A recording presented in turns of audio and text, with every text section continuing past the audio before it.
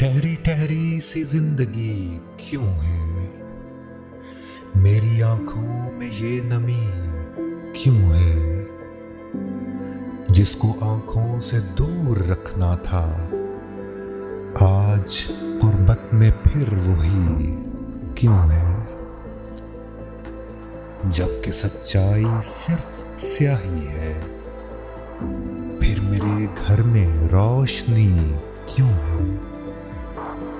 बूंद की भी तो एक दुनिया है, बूंद के बिन नदी नदी क्यों है।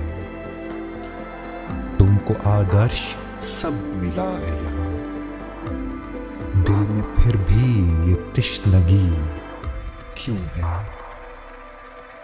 मेरी आंखों में ये नमी क्यों है।